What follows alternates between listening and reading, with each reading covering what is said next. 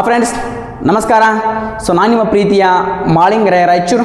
ಗುರು ಬ್ರಹ್ಮ, ಗುರು ವಿಷ್ಣು, ಗುರುದೇವು ಮಹೇಶ್ವರ, ಗುರು ಸಾಕ್ಷಾತ್ ಪರಬ್ರಹ್ಮ, ತಸ್ಮೈ ಶ್ರೀ ಗುರುವೇ ನಮಃ ಎಂಬ ವಾಕ್ಯದೊಂದಿಗೆ ಸಮಸ್ತ ನನ್ನ ಗುರು ವೃಂದಕ್ಕೂ ಗುರು ಪೂರ್ಣಿಮೆಯ ಶುಭಾಶಯಗಳನ್ನು ಹೇಳುವುದರ ಮುಖಾಂತರವಾಗಿ ಇಂದಿನ ಕರೆಂಟ್ ಅಫೇರ್ಸ್ ತರಗತಿಯನ್ನು ಆರಂಭಿಸೋಣ ಸ್ನೇಹಿತರೆ. ಇದು ಏನಪ್ಪ ಅಂದರೆ ಮುಂಬರುವಂಥ ಕೇಂದ್ರ ಸರ್ಕಾರ ಮತ್ತು ರಾಜ್ಯ ಸರ್ಕಾರದ ಪರೀಕ್ಷೆಗಳಿಗೆ ಪ್ರಚಲಿತ ಘಟನೆಗಳು. ಇದು ನನ್ನ 2ನೇ ತರಗತಿ ಆಗಿದೆ ಸ್ನೇಹಿತರೆ. ಹಾಗಾಗಿ ಭಾಳ ಸಮಯ ವ್ಯರ್ಥ ಮಾಡೋದು ಬೇಡ. ನೇರವಾಗಿ ಏನಪ್ಪ ಅಂತಂದರೆ ಪ್ರಶ್ನೆಗೆ ಹೋಗೋಣ. ಹಾಗಾದರೆ ಮೊದಲ ಪ್ರಶ್ನೆ ಹೀಗಿದೆ: ಇತ್ತೀಚೆಗೆ 2023ರ ಗಜೋತ್ಸವ ಈ ಕೆಳಗಿನ ಸ್ಥಳದಲ್ಲಿ ಆಚರಿಸಲಾಯಿತು ಅಂತೇಳಿ ಕ್ವಶನ್ ಐತಿ. ಇತ್ತೀಚೆಗೆ ಏನಾಯ್ತಪ್ಪ ಅಂದರೆ ಒಂದು ಗಜಗಳ ಉತ್ಸವ ಮಾಡಲಾಯಿತು. ಅದು ಎಲ್ಲಿ ಅಂತೇಳಿ ಕ್ವಶನ್ ಕೇಳಿರ್ತಾನ. ಮುಂಬೈ, ಮನ, ಮೊದೆರಾ, ಕಾಜಿರಂಗ. ಇಲ್ಲಿ ಸರಿಯಾದ ಉತ್ತರ ಯಾವುದಪ್ಪ ಅಂದ್ರೆ ಕಾಜಿರಂಗ ಅಂತ ನೋಡ್ತೀವಿ. ಯಾವ ರಂಗ? ಕಾಜಿರಂಗ.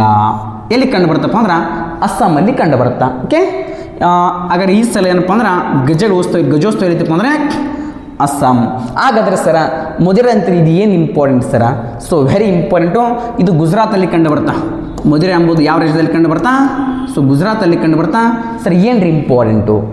ಇದು ಗುಜರಾತ್ನ ಇಂಪಾರ್ಟೆಂಟ್ ಏನಪ್ಪ ಅಂದ್ರೆ ಭಾರತ ದೇಶದ ಮೊಟ್ಟ ಮೊದಲ ಸೌರ ಗ್ರಾಮ. ಯಾವ ಗ್ರಾಮ? ದೇಶದ ಮೊಟ್ಟ ಮೊದಲ ಸೌರ ಗ್ರಾಮ. ಅಂದರೆ ಈ ಗ್ರಾಮದಲ್ಲಿ ಸಂಪೂರ್ಣವಾಗಿರ್ತಕ್ಕಂಥ ಏನಪ್ಪ ಅಂದ್ರೆ ಸೌರ ಅಂದರೆ ಸೂರ್ಯನ ಶಕ್ತಿಯಿಂದ ಏನಪ್ಪ ಅಂತಂದ್ರೆ ವಿದ್ಯುತ್ತನ್ನು ಉಪಯೋಗ ಮಾಡ್ತಾರೆ ಅಂಥ ಒಂದು ಗ್ರಾಮ ಯಾವುದಪ್ಪ ಅಂದರೆ ಮೊದೆರಾ. ಹಾಗಾದ್ರೆ ಇನ್ನೊಂದು ಪಾಯಿಂಟ್ ಗೊತ್ತಿರಬೇಕು. ಇಂಥ ಮೊದೆರಾದಲ್ಲಿ ಏನು ಕಂಡು ಬರುತ್ತಪ್ಪ ಅಂದ್ರೆ ಸನ್ ಟೆಂಪಲ್ ಒಂದು ಕಂಡು ಬರ್ತಾ, ಅದೊಂದು ಗೊತ್ತಿರಬೇಕು.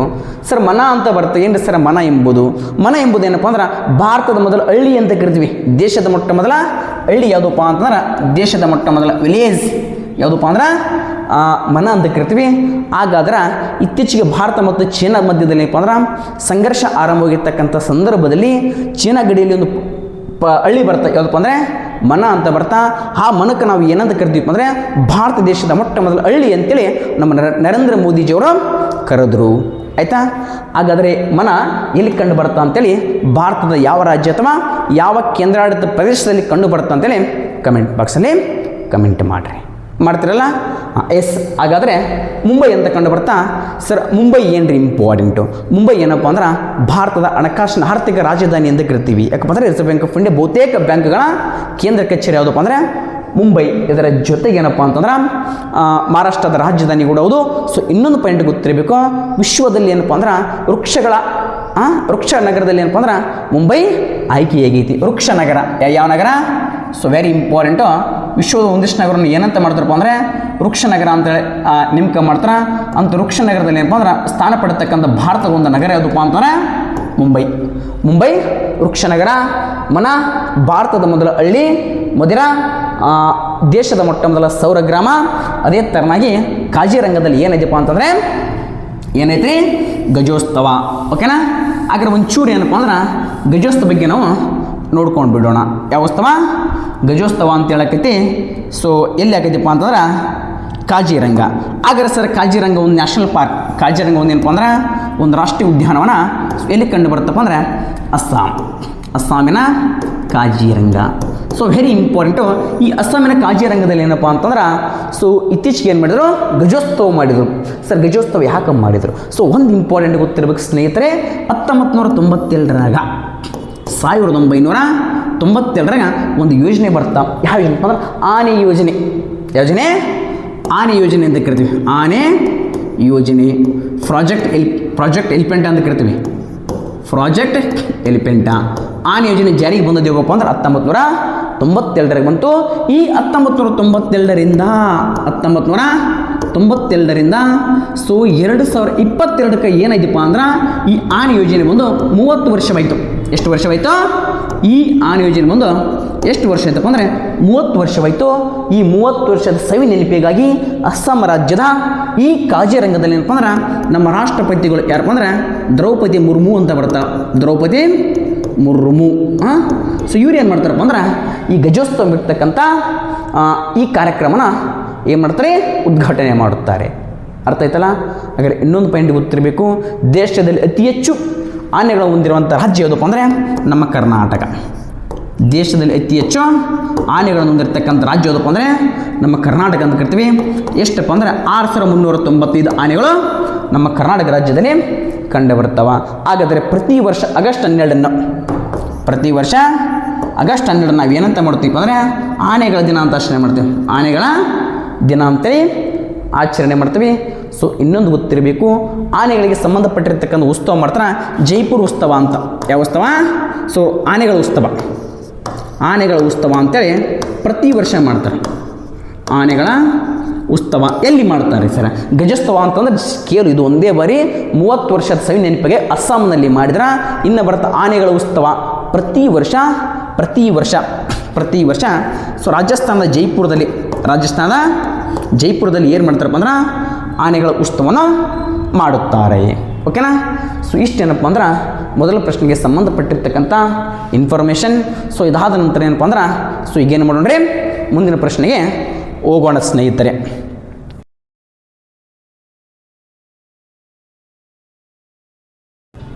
ಇನ್ನೊಂದು ಪಾಯಿಂಟ್ ಗೊತ್ತಿರಬೇಕು, ಇತ್ತೀಚೆಗೆ ಏನಪ್ಪ ಅಂತಂದ್ರೆ 8,000 ಅಧಿಕ ಏನಪ್ಪ ಅಂದರೆ MTS ಪೋಸ್ಟ್ಗಳು ಸೊ ಅಲ್ಲಿ ಕಾಲಾಗಿದ್ದಾವೆ.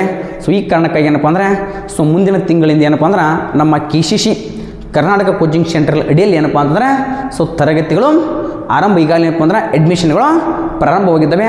ಆದಷ್ಟು ಬೇಗ ಏನಪ್ಪ ಅಂದ್ರೆ ಆಸಕ್ತರು ಈ ಕೇಳಿರ್ತಕ್ಕಂಥ ನಂಬರ್ಗೆ ಏನಪ್ಪ ಸಂಪರ್ಕ ಮಾಡಿ ಅಡ್ಮಿಷನನ್ನು ತೆಗೆದುಕೊಳ್ಳಿ ಸ್ನೇಹಿತರೆ. ಅರ್ಥ ಆಯ್ತಾ? ಬರ್ರಿ, ಇತ್ತೀಚೆಗೆ ರಕ್ಷಣಾ ಸಚಿವರಾಗಿ ಪ್ರಮಾಣ ವಚನ ಸ್ವೀಕರಿಸಿದವರು ಯಾರು ಅಂತ ಕ್ವಶನ್ ಆಗೈತಿ. ಯಾರಪ್ಪ ಪ್ರಮಾಣ ವಚನ ಸ್ವೀಕಾರ ಮಾಡಿದರು? ಇತ್ತೀಚೆಗೆ ನಮ್ಮನ್ನ ನರೇಂದ್ರ ಮೋದಿಜಿಯವರ ದೇಶದ ಪ್ರಧಾನಮಂತ್ರಿ ಇದ್ದರು. ಪ್ರಧಾನಮಂತ್ರಿ ಮಂತ್ರಿಮಂಡಲದಲ್ಲಿ ಏನಪ್ಪ ಅಂದ್ರೆ ದೇಶದ ರಕ್ಷಣಾ ಸಚಿವರಾದವರು ಯಾರಪ್ಪ ಅಂತಂದ್ರೆ ಸೊ ರಾಜನಾಥ್ ಸಿಂಗ್ ರಕ್ಷಣಾ ಸಚಿವಕನ. ಅದೇ ತೆರನಾಗಿ ಸರ್ ಅಮಿತ್ ಶಾ ಯಾರ ಸರ್ ಹೋಮ್ ಮಿನಿಸ್ಟರ್ ಅಥವಾ ಗೃಹ ಸಚಿವನಾಗ್ತಾನೆ. ಏನ್ರಿ ಗೃಹ ಸಚಿವ ಅಂತ ನೋಡ್ತೀವಿ. ಸರ್ ನಿತಿನ್ ಗಡ್ಕರಿ ರಸ್ತೆ ಮತ್ತು ಸಾರಿಗೆ ಸಚಿವ ನಿತಿನ್ ಗಡ್ಕರಿ. ಅದೇ ಥರನಾಗಿ ಅಶ್ವಿನ್ ವೈಷ್ಣವ್ ಅಂತ ನೋಡ್ತೀವಿ. ಏನಪ್ಪ ಅಂದ್ರೆ ರೈಲ್ವೆ ಸಚಿವ. ಯಾವ ಸಚಿವ? ರೈಲ್ವೆ ಸಚಿವ. ಇದೇ ಥರನಾಗಿ ನರೇಂದ್ರ ಮೋದಿಜಿಯವರ ಸಂಪೂರ್ಣವಾಗಿರ್ತಕ್ಕಂಥ ಮಂತ್ರಿಮಂಡಲವನ್ನು ಒಂದು ಸಾರಿ ನೋಡ್ಕೋರಿ. ಯಾಕಪ್ಪ ಒಂದೊಂದು ಇಲಾಖೆ ಸಂಬಂಧಪಟ್ಟಿರ್ತಕ್ಕಂಥ ಸೊ ಯಾವ ಮಂತ್ರಿ ಯಾವ ಇಲಾಖೆಗೆ ಅದನ್ನಂತೇಳಿ ಕೇಳುವಂಥ ಸಾಧ್ಯತೆಗಳು ದಟ್ಟವಾಗಿದ್ದಾವೆ. ಆಯ್ಕೆನಾ? ನೆಕ್ಸ್ಟ್ ಪ್ರಶ್ನೆ, ಇತ್ತೀಚೆಗೆ ಯಾರನ್ನು ಭಾರತದ ಹಣಕಾಸು ಆಯೋಗದ ಮುಖ್ಯಸ್ಥರನ್ನಾಗಿ ಮಾಡಲಾಗಿತ್ತು? Yes, very important. ಯಾಕೆ ಇಂಪಾರ್ಟೆಂಟ್ ಸರ? ಹಣಕಾಸು ಆಯೋಗ ಅಂತ ಬರ್ತಾ, ಇದೊಂದು ಸಂವಿಧಾನಾತ್ಮಕ ಆಯೋಗ. KC Niyogi YB Reddy, NK Singh, Arvind ಪಣಾಗರಿಯ ಅಂತ ಬರ್ತಾ. ಇಲ್ಲಿ ಸರಿಯಾದ ಉತ್ತರ ಏನಪ್ಪ ಅಂದ್ರೆ ಅರವಿಂದ ಪಣಾಗರಿಯ. ಸೊ ಇವರನ್ನು ಏನಾಗಿ ಮಾಡ್ತೀವಿ ಅಂದ್ರೆ ಹಣಕಾಸು ಆಯೋಗದ ಅಧ್ಯಕ್ಷರನ್ನಾಗಿ ಮಾಡುತ್ತೀವಿ. ಹಾಗೆ ಮತ್ತೆ ಕ್ವಶನ್ ಕೇಳ್ತಾರೆ, ಎಷ್ಟನೇ ಹಣಕಾಸಿನ ಆಯೋಗದ ಅಧ್ಯಕ್ಷರು? So very important. ಸೊ 16ನೇ ಹಣಕಾಸಿನ ಆಯೋಗದ ಅಧ್ಯಕ್ಷರು. ಎಸ್, 16ನೇ ಹಣಕಾಸಿನ ಆಯೋಗದ ಅಧ್ಯಕ್ಷರು. 16ನೇ ಹಣಕಾಸು ಆಯೋಗ ಅಧ್ಯಕ್ಷರಪ್ಪ ಅಂದರೆ ಅರವಿಂದ್ ಪಣಾಗರಿಯ. ಹಾಗಾದರೆ ಏನ್ರಿ ಸರ ಹಣಕಾಸು ಆಯೋಗ ಎಂದರೇನು? ಹಣಕಾಸು ಆಯೋಗ ಯಾಕೆ ಬಂತು? ಹಣಕಾಸು ಆಯೋಗದ ಮೂಲ ಕಾರ್ಯ ಏನಪ್ಪ ಅಂದ್ರೆ ಕೇಂದ್ರ ಮತ್ತು ರಾಜ್ಯಗಳ ಮಧ್ಯೆ ಅನುದಾನ ಹಂಚಿಕೆ ಮಾಡೋದು. ಕೇಂದ್ರ ಮತ್ತು ರಾಜ್ಯಗಳ ಮಧ್ಯೆ ಅನುದಾನವನ್ನು ಹಂಚಿಕೆ ಮಾಡೋದಕ್ಕೆ ಏನು ಸ್ಥಾಪನೆ ಮಾಡ್ತಾರೆ? ಹಣಕಾಸು ಆಯೋಗವನ್ನು ಸ್ಥಾಪನೆ ಮಾಡ್ತಾರೆ. ಸರಿ, ಪರಿಕಲ್ಪನೆ ಕೊಟ್ಟವರು ಆದರೂ ಯಾರು? ಈ ಪರಿಕಲ್ಪನೆ ಹೆಂಗೆ ಬಂತಪ್ಪ ಅಂದ್ರೆ ಸೊ ನಮ್ಮ ಮೂಲ ಸಂವಿಧಾನದಲ್ಲಿ ಅದನ್ನು ಉಲ್ಲೇಖ ಮಾಡ್ತಾರೆ. ಯಾವುದರಲ್ಲಿ? ಸಂವಿಧಾನದಲ್ಲಿ.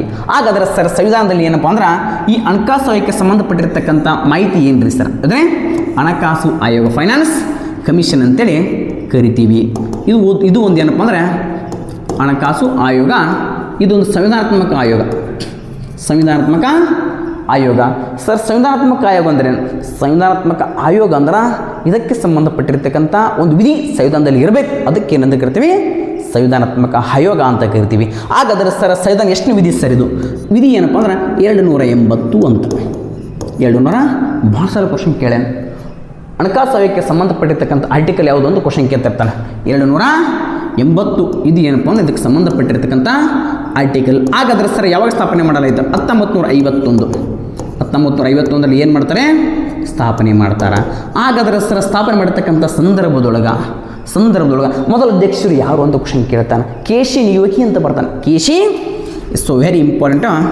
ಸೊ ಮೊದಲ ಅಧ್ಯಕ್ಷ ಯಾರಪ್ಪ ಅಂದ್ರೆ KC ನಿಯೋಗಿ ಅಂತೇಳಿ ನೋಡ್ತೀವಿ. ಇದಾದಮೇಲೆ ಮತ್ತೆ ಹೆಂಗೆ ಕೇಳ್ತಾನೆ ರೀ ಸರ 16 ಹಣಕಾಸಿನ ಆಯೋಗ 16 ಯಾರಪ್ಪ ಅಂದ್ರೆ ಇವರೇ ಯಾರೇ ಅರವಿಂದ ಪಣಾಗರಿ ಅಂತ. ಅರವಿಂದ ಪಣಾಗರಿ ಏನಪ್ಪ ಅಂದ್ರೆ 16 ಹಣಕಾಸು ಆಯೋಗದ ಅಧ್ಯಕ್ಷ. ಮತ್ತೊಂದು ಚೂರು ಕೇಳ್ಬೋದಲ್ಲ ಸರ್ 15 ಹಣಕಾಸಿನ ಆಯೋಗದ ಅಧ್ಯಕ್ಷ ಯಾರು? 15 ಯಾರಪ್ಪ ಅಂದರೆ ಎನ್ ಕೆ ಸಿಂಗ್ ಅಂತ. N K Singh. ಅದೇ ಥರನಾಗಿ 14 ಹಣಕಾಸಿನ ಆಯೋಗ ಯಾರ ಅಧ್ಯಕ್ಷ ಯಾರಪ್ಪ ಅಂದ್ರೆ ವೈ ವಿ ರೆಡ್ಡಿ ಅಂತ. Why we Reddy. ಇಷ್ಟೇನಪ್ಪ ಅಂದ್ರೆ ಹಣಕಾಸಿನ ಆಯೋಗದ ಕುರಿತು ಗೊತ್ತಿರಬೇಕು. ಇನ್ನೊಂದು ಪಾಯಿಂಟ್ ಕೇಳ್ತಾನೆ ಸರ್ 16 ಹಣಕಾಸಿನ ಆಯೋಗ ಅವಧಿ ಏನು ರೀ ಸರ್? 16 ಹಣಕಾಸಿನ ಆಯೋಗದ ಅವಧಿ ಇಟ್ ಈಸ್ ವೆರಿ ಇಂಪಾರ್ಟೆಂಟ್. ಅವಧಿ ಏನಪ್ಪ ಅಂದ್ರೆ ಸೊ ನೋಡ್ರಿ ಅವಧಿ ಏನಪ್ಪ ಅಂದ್ರೆ ಸೊ 2021-22ರಿಂದ 2021-22ರಿಂದ 2025-26 ಇದು ಏನಪ್ಪ ಅಂದ್ರೆ 16ನೇ ಹಣಕಾಸು ಆಯೋಗದ ಅವಧಿಯಾಗಿದೆ ಸ್ನೇಹಿತರೆ. ಅರ್ಥ ಆಯ್ತಾ? Yes, okay.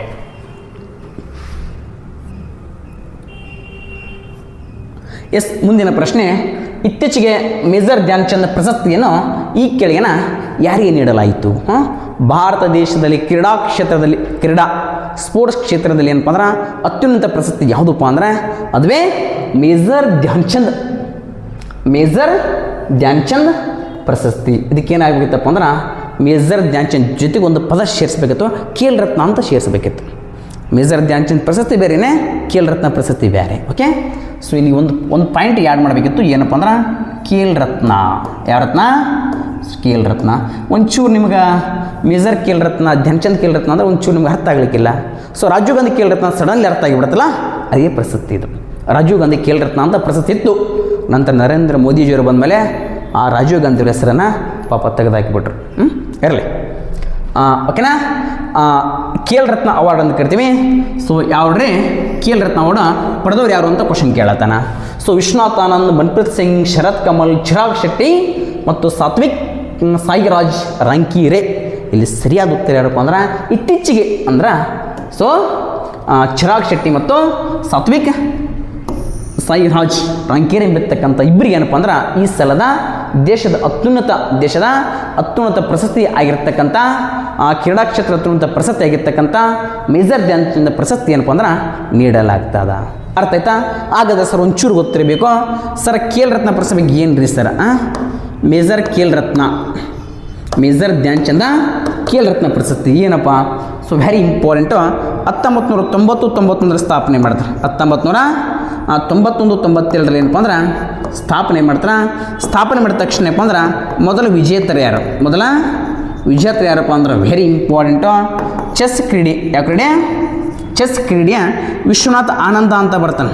ವಿಶ್ವನಾಥ ಆನಂದ್ಗೆ ಏನಪ್ಪ ಅಂತಾರೆ ಈ ಪ್ರಶಸ್ತಿಯನ್ನು ಮೊದಲ ಬಾರಿಗೆ ಕೊಡ್ತಾರೆ. ಹಾಗಾದರೆ ಮೇಜರ್ ಧ್ಯಾನ್ ಚಂದ್ ಪ್ರಶಸ್ತಿ ಎಂಬುದೇನಪ್ಪ ಅಂದ್ರೆ ದೇಶದಲ್ಲಿ ಅತ್ಯುನ್ನತ ಕ್ರೀಡಾ ಪ್ರಶಸ್ತಿ. ಇದನ್ನು ಮೊದಲ ಬಾರಿ ಪಡೆದವರು 1991-92 ಚೆಸ್ ಆಟಗಾರ ವಿಶ್ವನಾಥ್ ಆನಂದ್. ಓಕೆನಾ? ಸೊ ಇದಾದಮೇಲೆ ಏನು ಗೊತ್ತಿರಬೇಕ್ರಿ ಸರ? ಈಗ ರೀಸೆಂಟಾಗಿ 2023 ಪಡೆದವ್ರು ಯಾರಪ್ಪ ಅಂತಂದರೆ ಇಲ್ಲಿದ್ದಾರೆ ನೋಡ್ರಿ, ಚಿರಾಗ್ ಶೆಟ್ಟಿ ಮತ್ತು ಸಾತ್ವಿಕ್ ರಾಜ್. ಇವ್ರು ಏನಪ್ಪ ಅಂದ್ರೆ ಸೊ 2023 ಈ ಪ್ರಶಸ್ತಿಯನ್ನು ಪಡಿತಾರೆ. ಚಿರಾಗ್ ಶೆಟ್ಟಿ ಮತ್ತು ಸಾತ್ವಿಕ್ ರಾಜ್. ಹಾಗಾದ್ರೆ ಸರ್ ಇವ್ರು ಯಾವ ಸ್ಪೋರ್ಟ್ಸ್ಗೆ ಸಂಬಂಧಪಟ್ಟಾರ? ಒಂಚೂರು ಗೊತ್ತಿರಬೇಕು. ಹಾಗಾದ್ರೆ ಯಾವುದಪ್ಪ? ಕಮೆಂಟ್ ಬಾಕ್ಸ್ ಒಳಗೆ ಕಮೆಂಟ್ ಮಾಡಿರಿ. ಚಿರಾಗ್ ಶೆಟ್ಟಿ ಮತ್ತು ಸಾತ್ವಿಕ್ ರಾಜ್ ಇಬ್ಬರು ಒಂದೇ ಸ್ಪೋರ್ಟ್ಸ್ ಸಂಬಂಧಪಟ್ಟ ಯಾವ ಸ್ಪೋರ್ಟ್ಸ್ ಅಂತೇಳಿ ನೋಡ್ರಿ. ಒಂದು ಚೂರು ಬರ್ರಿ. ಶರತ್ ಕಮಲ್ ಅಂತ ಬರ್ತಾನೆ 2023ರಲ್ಲಿ ಮೇಜರ್ ಧ್ಯಾನ್ ಚಂದ್ ಖೇಲ್ ರತ್ನ ಅವಾರ್ಡನ್ನು ಪಡಿತಾನೆ. ಅದೇ ಥರನಾಗಿ ಏನಪ್ಪ ಅಂದ್ರೆ ಇನ್ನು ವಿಶ್ವನಾಥ್ ಆನಂದ್ ಏನಪ್ಪ ಅಂದ್ರೆ ಮೊದಲಿಗೆ ಪಡೆದವರು. ಈ ಪ್ರಶಸ್ತಿ ಪಡೆದ ಮೊದಲ ವ್ಯಕ್ತಿ ಯಾರಪ್ಪ ಅಂದರೆ ವಿಶ್ವನಾಥ್ ಆನಂದ್. ಮನ್ಪ್ರೀತ್ ಸಿಂಗ್ ಅಂತ ಬರ್ತಾನೆ. ಇವನು 2020 ನೋಡ್ರಿ 2023ರಲ್ಲಿ ಪಡೆದವರು ಇವರಿಬ್ಬರು ಚಿರಾಗ್ ಶೆಟ್ಟಿ ಮತ್ತು ಸಾತ್ವಿಕ್ ರಾಜ್. ಇವ್ರು 2022 ಯಾರಪ್ಪ ಅಂತಂದ್ರೆ ಶರತ್ ಕಮಲು. 2021ರಲ್ಲಿ 12 ಜನ ಕೊಡ್ತಾರೆ. 12 ಜನರಲ್ಲಿ ಒಬ್ರು ಯಾರಪ್ಪ ಅಂದ್ರೆ ಮನ್ಪ್ರೀತ್ ಸಿಂಗ್ ಕೂಡ ಏನಪ್ಪ ಅಂದ್ರೆ ಯಾವುದಕ್ಕೆ ಕ್ಯಾಪ್ಟನ್ ಅದನ್ನ ಅದು ಕೂಡ ಕಮೆಂಟ್ ಬಾಕ್ಸಲ್ಲಿ ಕಮೆಂಟ್ ಮಾಡಿರಿ. ಓಕೆ, ಸೊ ಇಷ್ಟು ಇಂಪಾರ್ಟೆಂಟ್. ಇದ್ರ ಜೊತೆ ಇನ್ನೊಂದು ಪಾಯಿಂಟ್ ಗೊತ್ತಿರಬೇಕು ಸರ್, ಅಮೌಂಟ್ ಎಷ್ಟು ಕೊಡ್ತಾರೆ? ದೇಶದ ಅತ್ಯುನ್ನತ ಪ್ರಶಸ್ತಿ ಅಂತ ಗೊತ್ತಾಯ್ತು ರೀ. ಕ್ರೀಡಾ ಕ್ಷೇತ್ರದ್ದು ಪ್ರಶಸ್ತಿ ಎಷ್ಟಪ್ಪ ಅಂದ್ರೆ ಅಮೌಂಟ್ ಎಷ್ಟಪ್ಪ ಅಂದ್ರೆ 25 lakh. 8 lakh. So very important. ಪ್ರಸ್ತುತ ಅಮೌಂಟ್ ಎಷ್ಟಪ್ಪ ಅಂದರೆ 25 ಲಕ್ಷ ರೂಪಾಯಿ ಏನಪ್ಪ ಅಂದ್ರೆ ಅಮೌಂಟು ನೀಡಲಾಗುತ್ತದೆ. ಅರ್ಥ ಆಯ್ತಾ? ಓಕೆ. ಮುಂದಿನ ಪ್ರಶ್ನೆ, 2023 ಸಾಲಿನ ಇಂದಿರಾ ಗಾಂಧಿ ಅಂತಾರಾಷ್ಟ್ರೀಯ ಶಾಂತಿ ಪ್ರಶಸ್ತಿಯನ್ನು ಪಡೆದವರು ಯಾರು? ಇಂದಿರಾ ಗಾಂಧಿ ಹೆಸರಿನಲ್ಲಿ ಏನಪ್ಪ ಅಂದ್ರೆ ಒಂದು ಶಾಂತಿ ಪ್ರಶಸ್ತಿನ ಸ್ಥಾಪನೆ ಮಾಡ್ಯಾರ. ಸೊ ಅದನ್ನು ಪಡೆದವರು ಯಾರು ಅಂತೇಳಿ ಕ್ವಶನ್ ಕೇಳತ್ತಾರ ಸ್ನೇಹಿತರೆ. So Daniel Awad, Angela Merkel, Gita press, Nargis Mohammadi, ಈ ರೀತಿ ಇರ್ತಕ್ಕಂಥ ಆಪ್ಷನ್ಸ್ಗಳಿದ್ದಾವೆ. ಇದರಾಗ ಸರಿಯಾದ ಉತ್ತರ ಏನಪ್ಪ ಅಂದ್ರೆ ಡೇನಿಲ್ ಮತ್ತು ಅವಾದ್ ಎಂಬಿರ್ತಕ್ಕಂಥ ಈ ವ್ಯಕ್ತಿಗಳಿಬ್ಬರಿಗೆ ಏನಪ್ಪ ಅಂದ್ರೆ ಇಂದಿರಾ ಗಾಂಧಿ ಶಾಂತಿ ಪ್ರಶಸ್ತಿಯನ್ನು ನೀಡಲಾಗ್ತದ. ಅರ್ಥ ಆಯ್ತಾ? ಓಕೆ. ಅದೇ ಥರನಾಗಿ ಏಂಜೆಲ್ ಮಾರ್ಕೆಲ್ ಪ್ರಶಸ್ತಿ. ಸೊ ಏಂಜೆಲ್ ಮಾರ್ಕೆಲ್ ಅಂತ ಒಬ್ಬ ವ್ಯಕ್ತಿ ಇದ್ದಾರೆ, ಮಹಿಳೆ ಇದ್ದಾಳೆ. ಯಾರಪ್ಪ ಅಂದ್ರೆ ಸೊ ಇವರು ಜರ್ಮನ್ ದೇಶದ ಬಹುದಿನಗಳ ಕಾಲ ಚಾನ್ಸಲರ್ ಆಗಿದ್ದರು, ಏಂಜೆಲ್ ಮಾರ್ಕೆಲ್.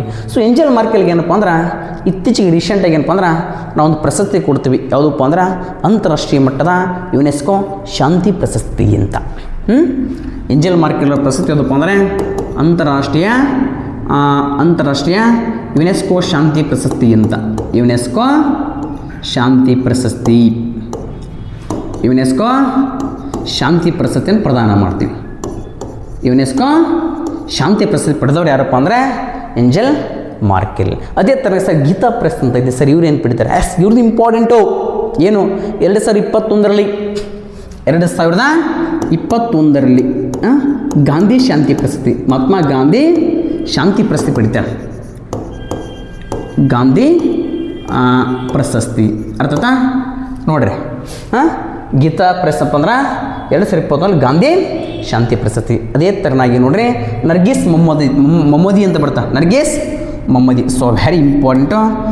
ಇವ್ರು ಏನಪ್ಪ ಅಂದ್ರೆ ಸೊ 2023ರ ನೋಬೆಲ್ ಯಾವುದ್ರಿ ಪೀಸ್ ಕ್ಷೇತ್ರ, ಯಾವುದ್ರಿ ಶಾಂತಿ ಕ್ಷೇತ್ರ. ಅರ್ಥ ಆಯ್ತಾ? ಶಾಂತಿ ಕ್ಷೇತ್ರದ ನೋಬೆಲ್ ಪಡೆದ 2023ರ ಮಹಿಳೆ ಯಾರಪ್ಪ ಅಂತಂದ್ರೆ ನರ್ಗೀಸ್ ಮೊಹಮ್ಮದಿ. ಅರ್ಥ ಆಯ್ತಾ? ಈ ರೀತಿಯಾಗಿ ಒಂದು ಶಾಂತಿ ಅಂತ ಬಂದಾಗ 4 ಶಾಂತಿ ಪ್ರಶಸ್ತಿಗಳನ್ನ ನೋಡ್ಕೊಂಡು ಬಿಡ್ಬೇಕು ಸ್ನೇಹಿತರೆ. ಹಾಗಾದರೆ ಇನ್ನೊಮ್ಮೆ ನೋಡೋಣ. Very important.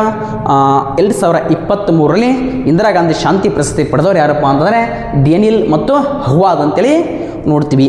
ಅದೇ ಥರನಾಗಿ ಅಂತಾರಾಷ್ಟ್ರೀಯ ಯುನೆಸ್ಕೋ ಶಾಂತಿ ಪ್ರಶಸ್ತಿ ಪಡೆದವರು 2023ರಲ್ಲಿ ಯಾರಪ್ಪ ಅಂದ್ರೆ ಏಂಜೆಲ್ ಮಾರ್ಕೆಲ್ ಅಂತ ನೋಡ್ತೀವಿ. ಅದೇ ಥರನಾಗಿ 2021ರ ಗಾಂಧಿ ಶಾಂತಿ ಪ್ರಶಸ್ತಿ ಪಡೆದವರು ಯಾರಪ್ಪ ಅಂತಂದ್ರೆ ಗೀತಾ ಪ್ರೆಸ್ ಅಂತ ನೋಡ್ತೀವಿ. ಅದೊಂದು ಪ್ರಿಂಟಿಂಗ್ ಪ್ರೆಸ್ ಹೆಸರದು ಗೀತಾ ಪ್ರೆಸ್ ಎಂಬುದು. ಸೊ ಮತ್ತೊಂದು ವೆರಿ ಇಂಪಾರ್ಟೆಂಟು, 2023ರ ಅಂತಾರಾಷ್ಟ್ರೀಯ ಶಾಂತಿ ನೋಬೆಲ್ ಪಡೆದವರು ಯಾರಪ್ಪ ಅಂದ್ರೆ ನರ್ಗೀಸ್ ಮೊಹಮ್ಮದಿ. ಶಾಂತಿಯಲ್ಲಿಪ್ಪ ಅಂದ್ರೆ 4 ಪ್ರಶಸ್ತಿ ಬರ್ತಾವ, ನೆನ್ಪಿಟ್ಟುಕೋರಿ ಆಯಿತಾ? ಹಾಗಾದರೆ ಸರ್ ನರ್ಗೀಸ್ ಮೊಹಮ್ಮದಿ ಏನಪ್ಪ ಒಂಚೂರು ಗೊತ್ತಿರಬೇಕು. ಇರಾನ್ ದೇಶದ ಮೇಲೆ, ಯಾವ ದೇಶದ ಮೇಲೆ? ಇರಾನ್ ದೇಶದ ಮೇಲೆ. ಸರ್ ಯಾಕೆ ಕೊಟ್ಟರೆ ನೋಬೆಲ್ ಯಾಕೆ ಕೊಟ್ಟರಪ್ಪ ಅಂದ್ರೆ ಮಹಿಳೆಯರಿಗೋಸ್ಕರ ಹೋರಾಟ ಮಾಡ್ತಾಳೆ. ಮಹಿಳಾ ಮತ್ತು ಮಾನವ ಹಕ್ಕುಗಳ ಹೋರಾಟಗಾರ್ತಿ ಯಾರಪ್ಪ ಅಂದ್ರೆ ನರ್ಗೀಸ್ ಮೊಹಮ್ಮದಿ. ಮಹಿಳಾ ಮತ್ತು ಮಾನವ ಹಕ್ಕುಗಳ ಹೋರಾಟಗಾರ್ತಿ. ಈ ಕಾರಣಕ್ಕಾಗಿ 2023ರಲ್ಲಿ ನಾವೇನು ಕೊಡ್ತೀವಪ್ಪ ಅಂದ್ರೆ ನೊಬೆಲ್ ಶಾಂತಿಯನ್ನು ಕೊಡ್ತೀವಿ ಆಯಿತಾ? ಹಾಗಾದ್ರೆ ಸರ್ ಮತ್ತು ರೀಸೆಂಟಾಗಿ ಪಡೆದವರು ಯಾರು ಸರ್ 2021 ನಂತರ ಇಲ್ಲಿವರೆಗೆ 2021 ಆದಮೇಲೆ ಇಲ್ಲಿವರೆಗೂ ಯಾರಿಗೂ ಕೂಡ ಏನಪ್ಪ ಅಂದ್ರೆ ಏನ್ರಿ ಅಂತಾರಾಷ್ಟ್ರೀಯ ಗಾಂಧಿ ಶಾಂತಿ ಪ್ರಶಸ್ತಿನ ಕೊಟ್ಟಿಲ್ಲ. ಕೊನೆಯದಾಗಿ ಕೊಟ್ಟಿದ್ದು 2021ರಾಗ ಗೀತಾ ಪ್ರೆಸ್ಗೆ ಕೊಡ್ತಾರೆ. ಅರ್ಥ ಆಯ್ತಾ? Yes. Okay. Yes, very important. ಭಾರತದ ಯಾವ ಸೂಪರ್ ಕಂಪ್ಯೂಟರ್ ಜಾಗತಿಕ 500ರಲ್ಲಿ 75ನೇ ಸ್ಥಾನ ಪಡೆದುಕೊಂಡಿದೆ? ಹಬ್ಬ ನೋಡ್ರಿ, ಜಗತ್ತಿನಾಗ 500 ಕಂಪ್ಯೂಟರ್ ಅದಾವೆ. 500ದಾಗ ನಮ್ಮದು ಒಂದು. ಎಷ್ಟನೇ ಸ್ಥಾನದಾಗ? 75ನೇ ಸ್ಥಾನದಾಗ. ಭಾರಿ ಆತ್ಲ ಮತ್ತು ನಾವು ಅಂತಿಲ್ಲ, ನಾವು ಭಾರಿ ಇದ್ದೀವಿ. ಭಾರತ ಅಂದ್ರೆ ಭಾರಿ ಓಕೆನಾ? ಅಂದ್ರೆ ನಾವು ಎಷ್ಟರಾಗಿದ್ದೀವಿ? 75ನೇ ಸ್ಥಾನದಾಗ. ಜಗತ್ತಿನ 500 ಕಂಪ್ಯೂಟರ್ ನಮ್ಮದು ಒಂದು ಐತಿ. ಅದು ಯಾವುದು ಅಂತ ಕ್ವಶನ್ ಕೇಳ್ತಾನೆ. ಐರಾವತ, ಪರಮೇಟನೇಡ್, ಫ್ರಂಟಿಯರ್ಸ್, ಸ್ಪಿನ್ ನೇಕರ್. ಓಕೆ, ಹಿಂಗೆ ಐತಿಪ್ಪ. ಸೊ ಇದ್ರಾಗ ಇಂಪಾರ್ಟೆಂಟ್ ಗೊತ್ತಿರಬೇಕು ಯಾವುದಪ್ಪ ಅಂದ್ರೆ ಸೊ ಐರಾವತ ಅಂತ. ಯಾವುದ್ರಿ? ಐರಾವತ ನೋಡಿ, ಹೆಸರಂಗೈತೆ ಅವನು ಐರಾವತ. ಅಷ್ಟೊಂದು ಏನಪ್ಪ ಅಂದ್ರೆ ಜಗತ್ತಿನ 500ರಲ್ಲಿ 75ನೇ ಸ್ಥಾನ ನಮ್ಮದು ಒಂದು ಭಾರತದ್ದು ಅಂತೇಳಿ ನೋಡ್ತೀವಿ. ಹಾಗಾದರೆ ಸರ್ ಐರಾವತ ಇದೇನಪ್ಪ ಅಂದ್ರೆ ಭಾರತ ದೇಶದ ಪ್ರಸ್ತುತ ಅತ್ಯಂತ ವೇಗವಾದ ಕಂಪ್ಯೂಟರ್. ಪ್ರಸ್ತುತ ಒಂದು ಪ್ರೆಸೆಂಟ್ ಏನಪ್ಪ ಅಂದ್ರೆ ಸೊ ವೆರಿ ಇಂಪಾರ್ಟೆಂಟು. ಪ್ರೆಸೆಂಟ್ ಅಂದ್ರೆ ಪ್ರಸ್ತುತ. ಈ ಪ್ರಸ್ತುತ ಇದೇನಪ್ಪ ಅಂದ್ರೆ ಸೊ ಯಾವ ಕಂಪ್ಯೂಟರ್? ಸೂಪರ್ ಕಂಪ್ಯೂಟರ್ ಅಂತ, super computer. So very important. So ಪ್ರಸ್ತುತ ಏನಪ್ಪ ಅಂದ್ರೆ ಭಾರತದ ಅತ್ಯಂತ ಸೂಪರ್ ಕಂಪ್ಯೂಟರ್ ಯಾವುದಾಗೈತಿಪ್ಪ ಅಂದ್ರೆ ಐರಾವತ. ಜಗತ್ತಿನಲ್ಲಿ 75ನೇ ಸ್ಥಾನದಲ್ಲಿ ಐತಿ ಅಂದ್ರೆ ಭಾರತದಲ್ಲಿ ಪ್ರಥಮ ಸ್ಥಾನ. ಹಾಗಾದರೆ ಸರ್ ಮತ್ತು ಭಾರತದಲ್ಲಿ ನೋಡ್ರಿ ಸೊ ವೆರಿ ಒಂದು 4 ಪಾಯಿಂಟ್ ಬಗ್ಗೆ ನೋಡ್ಕೊಂಡು ಬಿಡ್ರಿ. ಸೊ ಜಗತ್ತಿನಲ್ಲಿ ಏನಪ್ಪ ಅಂದ್ರೆ ಸೂಪರ್ ಕಂಪ್ಯೂಟರ್, ಯಾವ ಕಂಪ್ಯೂಟರ್? ಸೂಪರ್ ಕಂಪ್ಯೂಟರ್ ಅಂತ. ಓಕೆ ನೋಡಿರಿ ಸರ್, ಜಗತ್ತಿನಲ್ಲಿ ಅತ್ಯಂತ ವೇಗವಾದ ಕಂಪ್ಯೂಟರ್ ಯಾವ್ದು ರೀ? ಮತ್ತು ಭಾರತದಲ್ಲಿ ಏನಪ್ಪ ಅಂದ್ರೆ ಸೊ ಐರಾವತ ಅಂತ ಹೇಳಿದ್ರೆ ಸೊ ಜಗತ್ತಲ್ಲಿ ಯಾವುದಪ್ಪ ಅಂದ್ರೆ ವೆರಿ ಇಂಪಾರ್ಟೆಂಟ್ ಒಂದು ಬರ್ತಾ ಫ್ರಂಟ್ರಿಯರ್ ಅಂತ. ಯಾವುದ್ರೆ? ಫ್ರಂಟ್ರಿಯರ್ ಐತಿ ನೋಡ್ರಿ. ಎಷ್ಟು ಆಪ್ಷನ್ಸ್? ಫ್ರಂಟ್ರಿಯರ್. ಸೊ ಇದು ಏನಪ್ಪ ಅಂದ್ರೆ ಜಗತ್ತಿನೊಳಗೆ ಫಸ್ಟ್ ಐತಿ ಅತ್ಯಂತ ವೇಗವಾಗಿರ್ತಕ್ಕಂಥ ಸೂಪರ್ ಕಂಪ್ಯೂಟರ್. ಎಷ್ಟೈತ್ರಿ ಸರ್? 13,170. ಇದ್ರ ಸ್ಪೀಡ್ ಎಷ್ಟೈತಿ? ಅಂದ್ರೆ 13,000 ಹೆಚ್ಚು ಕಡಿಮೆ 13,000 ಏನಪ್ಪ ಅಂದ್ರೆ 13,000 ಫ್ಲಾಪ್. 13,000 ಫ್ಲಾಪ್ ಏನೈತಿ? ಅಷ್ಟೊಂದು ವೇಗವಾಗಿ ಐತಿ. ಯಾವುದು? ಅಂಗ ಫ್ಲಾಪ್ ಅಲ್ಲ, ಟೇರಾ ಫ್ಲಾಪ್. 13,000 ಟೇರಾ ಫ್ಲಾಪ್ ವೇಗವಾಗೈತಿ. ಯಾವುದ್ರೆ? ಫ್ರಂಟಿಯರ್ ಇರ್ತಕ್ಕಂಥ speed computer, super computer. Sir ಇದು ಯಾವ ದೇಶದ್ದು? ಅಮೇರಿಕ ದೇಶದ್ದು. ಯಾವ ದೇಶ? ಸೊ ಅಮೇರಿಕ ದೇಶದ ಜಗತ್ತು ಅತ್ಯಂತ ವೇಗವಾದ ಕಂಪ್ಯೂಟರ್ ಯಾವುದಪ್ಪ ಅಂದರೆ ಅದು ಫ್ರಂಟಿಯರ್ ಅಮೇರಿಕ ದೇಶದ್ದು. ಹಾಗಾದ್ರೆ ಸರ್ ಫ್ಲಾಪ್ ಅಂದ್ರೇನು? So very important. ಫ್ಲಾಪ್ ಆಗಾಗ ನಿಮ್ಮ ಕ್ವಶನ್ ಕೇಳ್ತಿರ್ತಾನೆ. FLOP ಫ್ಲಾಪ್ ಎಂಬುದು ಏನಪ್ಪ ಅಂತಂದ್ರೆ ವೆರಿ ಇಂಪಾರ್ಟೆಂಟ್ ಗೊತ್ತಿರಬೇಕು ಸ್ನೇಹಿತರೆ. ಸೊ ಫ್ಲಾಪ್ ಎಂಬುದು ಏನಪ್ಪ ಅಂದ್ರೆ ಸೂಪರ್ ಕಂಪ್ಯೂಟರ್ಗಳ ವೇಗವನ್ನು ಅಳೆಯುವಂಥದ್ದು. ಸೂಪರ್ ಕಂಪ್ಯೂಟರ್ಗಳ ವೇಗವನ್ನು ಅಳೆಯೋದಕ್ಕೆ ನಾವೇನು ಕರಿತೀವಿ ಅಂದರೆ ಫ್ಲಾಪ್ ಎಂಬಿರ್ತಕ್ಕಂಥ ಮಾನದಿಂದ ಏನು ಮಾಡ್ತೀವಿ ಅಂದ್ರೆ ಅಳಿತೀವಿ. ಅರ್ಥ ಆಯ್ತಾ? ಹಾಗಾದ್ರೆ ಭಾರತದಲ್ಲಿ ಏನಪ್ಪ ಅಂದ್ರೆ ಐರಾವತ. ಹಾಗಾದ್ರೆ ಸರ್ ಇದೇನು ರೀ ಮತ್ತು ಪರಮ್ 800 ಅಂದ್ರೇನು? So very important. ಈ ಪರಮ್ 800 ಅಂದ್ರೇನು? 800 ಅಲ್ಲ, 8,000 ಅಂತ. ಸೊ ಇದು ಏನಪ್ಪ ಅಂತಾನೆ 1991 ಏನಪ್ಪ ಅಂದ್ರೆ ಶೀಡಾಕ್ ಎಂಬಿರ್ತಕ್ಕಂಥ ಸಂಸ್ಥೆ, ಎಂಬಿರ್ತಕ್ಕಂಥ ಸಂಸ್ಥೆಯಲ್ಲಿ ಕಂಡು ಬರ್ತಪ್ಪ ಅಂದ್ರೆ ಪುಣೆದಲ್ಲಿ ಕಂಡು ಬರ್ತಾ ಈ ಕಂಪನಿ ಇದನ್ನು ಏನು ಮಾಡುತ್ತಪ್ಪ ಅಂದ್ರೆ ತಯಾರಿಸ್ತು. ಸೊ ಇದರ ವಿಶೇಷತೆ ಏನಪ್ಪ ಅಂದ್ರೆ ದೇಶದ ಪ್ರಥಮ ಸೂಪರ್ ಕಂಪ್ಯೂಟರ್. ಭಾರತ ದೇಶದ ಮೊಟ್ಟ ಮೊದಲ ಸೂಪರ್ ಕಂಪ್ಯೂಟರ್ ಯಾವುದನ್ನು ಕರಿತೀವಪ್ಪ ಅಂದ್ರೆ ಪರಮ್ 800. ಆಗ ಜಗತ್ತಿನ ಅತ್ಯಂತ ವೇಗವಾದ ಸೂಪರ್ ಕಂಪ್ಯೂಟರ್ ಫ್ರಂಟಿಯರ್. ಪ್ರಸ್ತುತ ಭಾರತದ ಅತ್ಯಂತ ವೇಗವಾದ ಸೂಪರ್ ಕಂಪ್ಯೂಟರ್ ಯಾವುದಪ್ಪ ಅಂತಾನೆ ಐರಾವತ. ಯಾವುದ್ರಿ? ಐರಾವತ. ಹಾಗಾದ್ರೆ ಸರ್ ಇದೇನು ಸರ್ ಸ್ಪಿನ್ ಏಕರ್ ಅಂತ ಬರ್ತಾ? ಸ್ಪಿನ್ ಏಕರ್ ಏನಪ್ಪ ಅಂದ್ರೆ ಜಗತ್ತಿನಲ್ಲಿ ಪ್ರಸ್ತುತ ಅತಿ ದೊಡ್ಡ ಬೃಹತ್ ಗಾತ್ರದ ಸೂಪರ್ ಕಂಪ್ಯೂಟರ್. ಅರ್ಥ ಆಯ್ತಾ?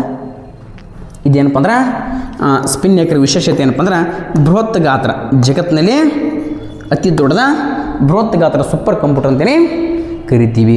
ಅದರ ಇನ್ನೊಂದು ಪಾಯಿಂಟ್ ಗೊತ್ತಿರಬೇಕು, ಇಂಥ ಸೂಪರ್ ಕಂಪ್ಯೂಟರ್ಗಳ ಪಿತಾಮಹ ಅಂತ ಯಾರನ್ನು ಕರಿತೀವಿ? ಸೈಮರ್ ಕ್ರೈ ಅಂತ ಬರ್ತಾನೆ. ಜಗತ್ತಿನಲ್ಲಿ ಯಾರಪ್ಪ ಅಂದ್ರೆ ಸೈಮರ್ ಕ್ರೈ ಅಂತ ಬರ್ತಾನೆ. Seymour Cray. So very important. Super ಕಂಪ್ಯೂಟರ್ಗಳ ಪಿತಾಮಹ ಯಾರಪ್ಪ ಅಂದರೆ ಸೈಮರ್ ಕ್ರೈ ಅಂತ. ಸೈಮರ್ ಕ್ರೈ ಇವರೇನಪ್ಪ ಅಂದ್ರೆ ಜಗತ್ತಿನ ಸೂಪರ್ ಕಂಪ್ಯೂಟರ್ಗಳ ಪಿತಾಮಹ ಅಂತ ಕರಿತೀವಿ. ಅದೇ ಥರನಾಗಿ ಭಾರತೀಯ ಸೂಪರ್ ಕಂಪ್ಯೂಟರ್ಗಳ ಪಿತಾಮಹರು ವಿಜಯ್ ಭಾಟ್ಕರ್ ಅಂತ ಬರ್ತಾನೆ. ವಿಜಯ್ ಭಾಟ್ಕರ್. ಸೊ ಇವ್ರು ಯಾರಪ್ಪ ಅಂದ್ರೆ ವಿಜಯ್ ಭಾಟ್ಕರ್. ಸೊ ಇವ್ರು ಏನಪ್ಪ ಅಂದ್ರೆ ಭಾರತ ಸೂಪರ್ ಕಂಪ್ಯೂಟರ್ಗಳ ಪಿತಾಮಹ ಅಂತೇಳಿ ಕರಿತೀವಿ. ಆಯಿತಾ? ಸೊ ಇಷ್ಟೇನಪ್ಪ ಅಂದ್ರೆ ಸೂಪರ್ ಕಂಪ್ಯೂಟರ್ಗಳಿಗೆ ಸಂಬಂಧಪಟ್ಟಿರ್ತಕ್ಕಂಥ ಮಾಹಿತಿ. ಅದೇ ಥರನಾಗಿ ಯಾವ ತಂಡ 16ನೇ ಆವೃತ್ತಿ IPLನಲ್ಲಿ ಚಾಂಪಿಯನ್ ಆಯಿತು? ಸೊ IPL ಅಂದ ತಕ್ಷಣ ಸಾಕು. ಸೊ ನನಗಿಂತ ಏನಪ್ಪ ಅಂದರೆ ವಿಶೇಷವಾಗಿರ್ತಕ್ಕಂಥ ಹೆಚ್ಚಿನ ಜ್ಞಾನ ನಿಮಗೆ IPLಲ್ಲಿ ಐತಿ. ಹಾಗಾಗಿ ಏನಪ್ಪ ಅಂದ್ರೆ ಇದರಲ್ಲಿ ಬಹಳ ಸಮಯ ವ್ಯರ್ಥ ಮಾಡೋದು ನಾವು ಬೇಡ. ಸೊ ಏನರಪ್ಪ 16 ಆವೃತ್ತಿ ಅಂತ ಕೇಳೋಣ. 16 ಆವೃತ್ತಿ ನೋಡೋಕ್ಕಿಂತ ಮುಂಚಿತ ಏನಪ್ಪ ಅಂದ್ರೆ ಸೊ IPL ಅಂದ್ರೆ ಏನು ಸರ್? Indian premier league. ಇದು ನಿಮ್ಮೆಲ್ಲರಿಗೂ ಗೊತ್ತಿರುವಂಥ ವಿಚಾರ. ಸೊ ಇದೇನಪ್ಪ ಅಂದ್ರೆ ಸೊ 2008ರಲ್ಲಿ ಏನಪ್ಪ ಅಂದ್ರೆ ಫಸ್ಟ್ ಎಡಿಷನ್ ಮಾಡ್ತಾರೆ. ಈ ಫಸ್ಟ್ ಎಡಿಷನಲ್ಲಿ ಗೆದ್ದಿರ್ತಕ್ಕಂಥ ಇದು ಯಾವುದಪ್ಪ ಅಂದ್ರೆ ರಾಜಸ್ಥಾನ್. ಯಾವ ತನಗಿತ್ತು? ರಾಜಸ್ಥಾನ ಗೆದ್ದು. ಈಗೇನು ಕ್ವಶನ್ ಕೇಳಪ್ಪ ಅಂದ್ರೆ 16ನೇ ಆವೃತ್ತಿ ಅವ್ರು ಏನಪ್ಪ ಅಂದ್ರೆ 2023-24 ಅಂತ ಕ್ವಶನ್ ಕೇಳಿದ್ರೆ ನೀವು ಆನ್ಸರ್ ಪಟ್ಟ ಹೇಳಿಬಿಡ್ತಾರೆ. ಬಟ್ ಆದ್ರೆ ಆವೃತ್ತಿ ಕೇಳಿದ್ರೆ ಒಂದು ಚೂರು ಆನ್ಸರ್ ಹೇಳೋರ್ಲಿ ಏನಪ್ಪ ಅಂದ್ರೆ ಸೊ ಇಂದ ಮುಂದೆ ವಿಚಾರ ಮಾಡ್ತೀರಿ, ಯಾಕಂದರೆ ನಿಮ್ಗೆ ಆವೃತ್ತಿ ಗೊತ್ತಿರಂಗಿಲ್ಲ, ಆವೃತ್ತಿ ಗೊತ್ತಿರಬೇಕು. ಅರ್ಥ ಆಯ್ತಾ? ಹಾಗಾದರೆ ಸೊ ವೆರಿ ಇಂಪಾರ್ಟೆಂಟು. ಸೊ 2023 ಎಷ್ಟನೇ ಆವೃತ್ತಿಪ್ಪ? 16th 16ನೇ ಆವೃತ್ತಿ. 16 ಆವೃತ್ತಿಯಲ್ಲಿ ಗೆದ್ದಿರ್ತಕ್ಕಂಥ ತಂಡ ಯಾವುದಪ್ಪ ಅಂತಂದರೆ ಸೊ ಇದರ ಕೊಟ್ಟಾರ ಇಲ್ಲಿ ಸರಿಯಾದ ಉತ್ತರ ಯಾವುದಪ್ಪ ಅಂದರೆ ಚೆನ್ನೈ ಸೂಪರ್ ಕಿಂಗ್. ಯಾವುದ್ರೆ? Chennai super king. Chennai super king ಏನಪ್ಪ ಅಂದ್ರೆ ಈ ಸಲ 16 ಆವೃತ್ತಿಯಲ್ಲಿ ವಿನ್ ಆಯಿತು. ಹಾಗಾದರೆ ಸರ್ ರನ್ನರ್ ಅಪ್ ತಂಡ ಯಾವುದು? ಸೊ ರನ್ನರ್ ಅಪ್ ತಂಡ ಏನಪ್ಪ ಅಂದರೆ ಗುಜರಾತ್ GT ಗುಜರಾತ್ ಟೈಟನ್ಸ್ ಅಂತೇಳಿ ಸೊ ನಾವೇನು ಮಾಡ್ತೀವಿ ನೋಡ್ತೀವಿ. ಅದೇ ಥರನಾಗಿ ಏನಪ್ಪ ಅಂದ್ರೆ 2024 ಸೊ ಎಷ್ಟನೇ ಆವೃತ್ತಿಪ್ಪ ಅಂದ್ರೆ 17th ಎಡಿಷನ್, 17ನೇ ಆವೃತ್ತಿ. ಈ ಸರಿ ಏನಪ್ಪ ಅಂದ್ರೆ ಗೆದ್ದಿರ್ತಕ್ಕ ತಂಡ ಯಾವುದಪ್ಪ ಅಂದ್ರೆ ಕಲ್ಕತ್ತಾ ನೈಟ್ ರೈಡರ್ಸ್ KKR. ಈ ಸಲ ಏನಪ್ಪ ಅಂದ್ರೆ ಗೆದ್ರ. ಸರಿ, ಈ ಸಲ ರನ್ನರ್ ಅಪ್ ತಂಡ ಯಾವುದು? ಯಾವುದಪ್ಪ ಅಂದ್ರೆ Sunrisers Hyderabad SH Sunrisers Hyderabad ಅಂತೇಳಿ ನೋಡ್ತೀವಿ. ಆಯಿತಾ? ಇಷ್ಟು ಗೊತ್ತಿರಬೇಕು ಯಾವುದ್ರ ಬಗ್ಗೆ. IPL ಬಗ್ಗೆ ಇನ್ನೂ ಭಾಳ ಐತಿ. IPL ಬಗ್ಗೆ ಹೇಳಿಕೆಂತ ಕುಂತ, ಬಟ್ ಆದ್ರೆ ಇದಕ್ಕೆ IPL ಆಲ್ಮೋಸ್ಟ್ ಏನಪ್ಪ ಅಂದ್ರೆ ನಿಮ್ಗೆ ಎಲ್ಲರೂ ಗೊತ್ತಿರುವಂಥ ಭಾಳ ಸಂಗತಿ. ಈ ಕಾರಣಕ್ಕೆ ಇದು ಭಾಳ ನಾನು ಇಲ್ಲಿ ಟೈಮ್ ವೇಸ್ಟ್ ಮಾಡೋಕ್ಕೆ ನಾನು ಪ್ರಯತ್ನ ಮಾಡೋಂಗಿಲ್ಲ.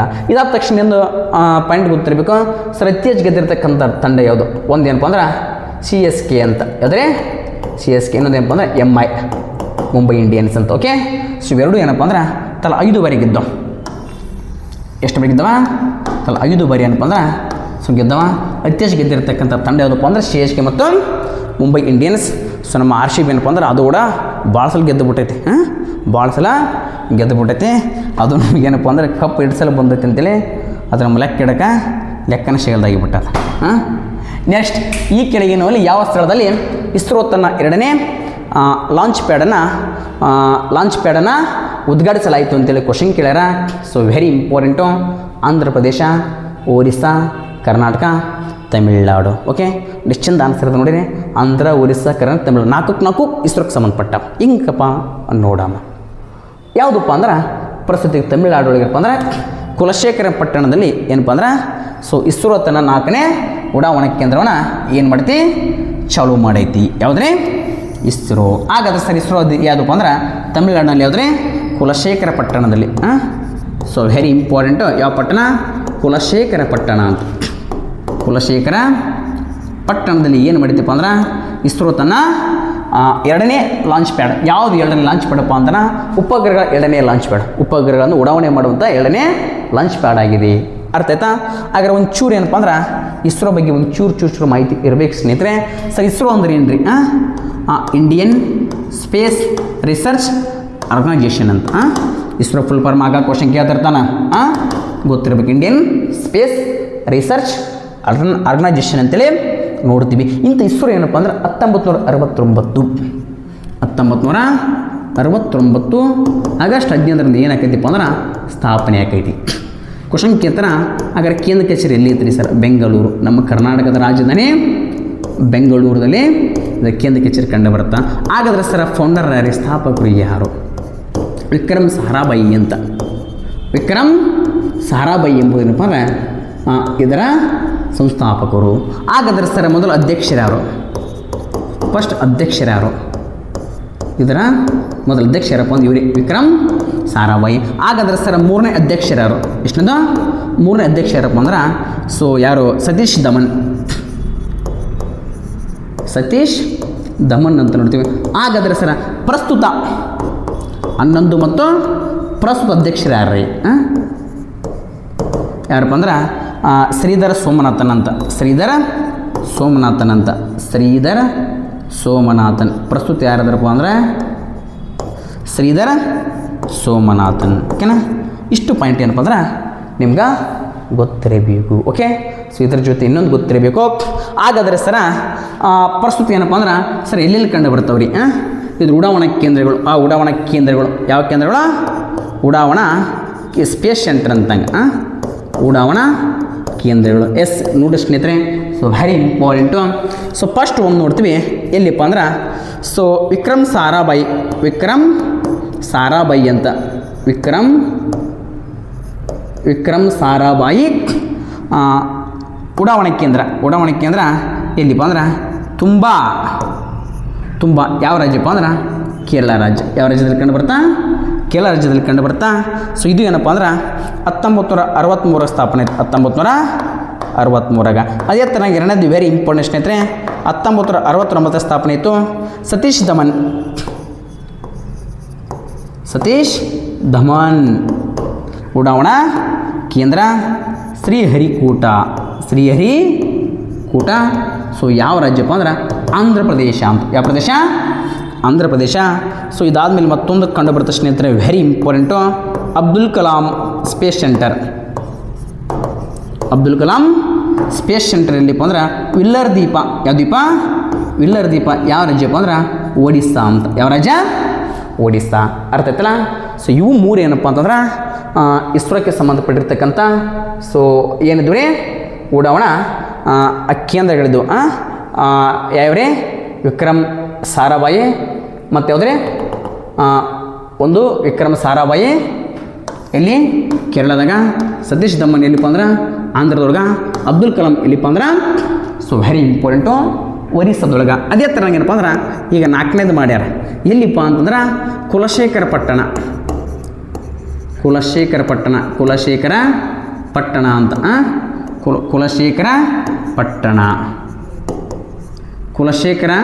ಪಟ್ಟಣ ಅಂತ ಕಂಡು ಬರ್ತಾ. ಸೊ ಎಲ್ಲಿಪ್ಪ ಅಂತಂದ್ರೆ ತಮಿಳುನಾಡು. ಯಾವ ನಾಡು? ತಮಿಳುನಾಡು ಒಳಗೆ ಕಂಡು ಬರ್ತಾ. ಇದ್ರ ಜೊತೆ ಇನ್ನೊಂದು 3 ಪಾಯಿಂಟ್ ಗೊತ್ತಿರ್ಬೇಕು. ಏನಪ್ಪ ಅಂತಂದ್ರೆ ಹಾಗಾದ್ರೆ ಸರ ಏನಪ್ಪ ಅಂದ್ರೆ ಉಪಗ್ರಹ ಇಲ್ಲಿಂದ ಉಡಾವಣೆ ಮಾಡ್ತಾರೆ. ಉಪಗ್ರಹಗಳನ್ನ ಉಡಾವಣೆ ಮಾಡುವ ಕೇಂದ್ರ ಅದು. ಇಲ್ಲೇ ಬರೆದು ಬಿಡೋಣ ನೋಡ್ರಿ. ಉಪಗ್ರಹಗಳನ್ನ ಉಡಾವಣೆ ಮಾಡುವಂಥ ಕೇಂದ್ರ ಒಂಚೂರು ನೋಡ್ರಿ. ವಿಕ್ರಮ್ ಸಾರಾಭಾಯಿ ತುಂಬ ಅಂತ ಕಂಡು ಬರ್ತಾ. ಸತೀಶ್ ಧಮನ್ ಕರ್ನಾಟಕ ಇದು ಇಲ್ಲಿಪ್ಪ ಅಂದ್ರೆ ಆಂಧ್ರ ಅಂತ ಕಂಡು ಬರ್ತಾ. ಅಬ್ದುಲ್ ಕಲಾಂ ಒರಿಸ್ಸಾ. ಹಾಗಾದ್ರೆ ಸರ್ ವಿಕ್ರಮ್ ಸಾರಾಭಾಯಿ ತುಂಬದಲ್ಲಿ ನಾವೇನು ಮಾಡ್ತೀವಿ ರೀ? ಏನು ಮಾಡ್ತೀವಪ್ಪ ಅಂದ್ರೆ ಸೊ ರಾಕೆಟ್ ಉಡಾವಣಾ ಕೇಂದ್ರ. ರಾಕೆಟನ್ನು ಅಲ್ಲಿಂದ ಬಿಡ್ತೀವಿ. ಅದೇ ಥರನಾಗಿ ಸರ್ ಸತೀಶ್ ಧಮನ್ದಾಗ ಏನು ಬಿಡ್ತೀವಿ ಸರ್? ಉಪಗ್ರಹಗಳು, ಸ್ಯಾಟಲೈಟ್ಸ್, ಉಪಗ್ರಹಗಳು ಇಲ್ಲಿಂದ ಉಡಾವಣೆ ಮಾಡ್ತೀವಿ. ಅದೇ ಥರನಾಗಿ ಸರ್ ಅಬ್ದುಲ್ ಕಲಾಂ ಅಲ್ಲೇನು ಮಾಡ್ತೀವಿ ಸರ್? ನಮ್ಮ ಇಂಡಿಯನ್ ಆರ್ಮಿಗೆ ಸಂಬಂಧಪಟ್ಟಿರ್ತಕ್ಕಂಥ ಕ್ಷಿಪಣಿಗಳು, ಮಿಸೈಲ್ಸ್, ಕ್ಷಿಪಣಿ ಉಡಾವಣೆ ಕೇಂದ್ರ. ಅದೇ ಥರನಾಗಿ ಇಲ್ಲಿ ಕೂಡ ಏನಪ್ಪ ಅಂದ್ರೆ ಸೇಮ್ ಏನಿರೋದು ತಮಿಳು, ಇದು ಕೂಡ ಉಪಗ್ರಹ ಉಡಾವಣಾ ಕೇಂದ್ರವಾಗಿದೆ. ಅರ್ಥ ಆಯ್ತಾ? ಹಾಗಾದ್ರೆ ಭಾರತೀಯ ಮಿಸೈಲ್ ಮ್ಯಾನ್ ಅಥವಾ ಕ್ಷಿಪಣಿ ಮಾನವ ಅಂತ ನಾವು ಯಾರನ್ನು ಕರಿತೀವಿ ಅಂದ್ರೆ ಸೊ APJ ಅಬ್ದುಲ್ ಕಲಾಂ ಅವರ ಕ್ಷಿಪಣಿ ಮಾನವ ಅಂತೇಳಿ ಕರಿತೀವಿ. ಅರ್ಥ ಆಯ್ತಲ್ಲ? ಹಾಗಾದ್ರೆ ಭಾರತೀಯ ಬಾಹ್ಯಾಕಾಶಗಳ ಪಿತಾಮಹ ಯಾರಪ್ಪ ಅಂದ್ರೆ ವಿಕ್ರಮ್ ಸಾರಾಭಾಯಿ ಅವರನ್ನ ಕರಿತೀವಿ. ಅದೇ ತೆರನಾಗಿ ಸತೀಶ್ ಧಮನ್ ಅವ್ರಿಗೆ ಕೂಡ ಅಂದರೆ ಒಂದು ಬಿರುದು ಐತಿ. ಅದು ಏನಂತೇಳಿ ಕಮೆಂಟ್ ಬಾಕ್ಸ್ ಒಳಗೆ ಕಮೆಂಟ್ ಮಾಡಿರಿ. ಆಯಿತಾ? S, okay. ಸೊ ಇಷ್ಟೇನಪ್ಪ ಅಂದ್ರೆ ಇವತ್ತಿನ ಪ್ರಶ್ನೆಗಳ ತರಗತಿಯ ಕ್ಲಾಸ್ ಆಗಿದೆ ಸ್ನೇಹಿತರೆ. ಇದೇ ಥರನಾಗಿ ಏನಪ್ಪ ಅಂದ್ರೆ ಕ್ಲಾಸ್ಗಳು ಬೇಕಂದರೆ ಸೊ ಹೆಚ್ಚು ಕ್ಲಾಸ್ ಬೇಕಂದರೆ ನೀವು ಲೈಕ್ ಮಾಡಿರಿ, ಕಮೆಂಟ್ ಮಾಡಿರಿ. ನೀವು ಜೊತೆಗೆ ಏನಪ್ಪ ಅಂತಂದರೆ ಸೊ ನಿಮ್ಮ ಸ್ನೇಹಿತರಿಗೆ ಏನಪ್ಪ ಅಂದ್ರೆ ಈ ವಿಡಿಯೋಗಳನ್ನು ತಲುಪಿಸುವಂಥ ಕೆಲಸ ಮಾಡಿರಿ. ಯಾಕಪ್ಪ ಅಂದ್ರೆ ಪ್ರತಿಯೊಬ್ಬರಿಗೆ ಏನಪ್ಪ ಅಂದ್ರೆ ಇದರಿಂದ ಉಪಯೋಗವಾಗಲಿ. ಆಯಿತಾ? ಅದೇ ಥರನಾಗಿ ಇನ್ನೊಂದು ಇಂಪಾರ್ಟೆಂಟ್ ಸ್ನೇಹಿತರೆ, ಸೊ ಆಲ್ರೆಡಿ ಏನಪ್ಪ ಅಂದರೆ 8,000ಕ್ಕೂ ಅಧಿಕ ಏನಪ್ಪ ಅಂದರೆ MTS ಸೊ ಕಾಲಾಗಿದೆ. ಸೊ ಅಲ್ಲಿ ಏನಪ್ಪ ಅಂದ್ರೆ ಭಾಳ ಈಜಿ. ಕೆಲವೊಬ್ರು ಏನಪ್ಪ ಮ್ಯಾಥ್ಸ್ ಬರೋಂಗಿಲ್ಲ, ಮ್ಯಾಥ್ಸು ರೀಸನಿಂಗ್ ಬರೋಂಗಿಲ್ಲ ಅಂತಾರೆ ಬಹಳ ಒಂದು ಸುದೈವ ಅವಕಾಶ ಇದು. ಏನಪ್ಪ ಅಂದ್ರೆ GK ಮತ್ತು ಇಂಗ್ಲೀಷ್ ಬಂದ್ರೆ ಮುಗಿದೋಯ್ತು. ಏನಪ್ಪ ಅಂದ್ರೆ MTS ಆಗಿ ಆರಾಮ್ ಅಪಾಯಿಂಟ್ ಆಗ್ಬೋದು. ಸೊ ಈ ಕಾರಣಕ್ಕಾಗಿ ಸೊ ಈ ನಮ್ಮಲ್ಲಿ ಏನಪ್ಪ ಅಂದ್ರೆ ಮುಂದಿನ ತಿಂಗಳ ಕ್ಲಾಸ್ ಸ್ಟಾರ್ಟ್ ಆಗ್ತವೆ. ಅದಕ್ಕೆ ಬಿಫೋರ್ದಲ್ಲಿ ಏನಪ್ಪ ಅಂದ್ರೆ ಅಡ್ಮಿಷನ್ಗಳು ಆರಂಭವಾಗಿದೆ ಸ್ನೇಹಿತರೆ. ಆಸಕ್ತರು ಏನಪ್ಪ ಅಂದ್ರೆ ಅಡ್ಮಿಷನನ್ನು ತೆಗೆದುಕೊಂಡ್ರೆ. ಓಕೆ, ನಮಸ್ಕಾರ.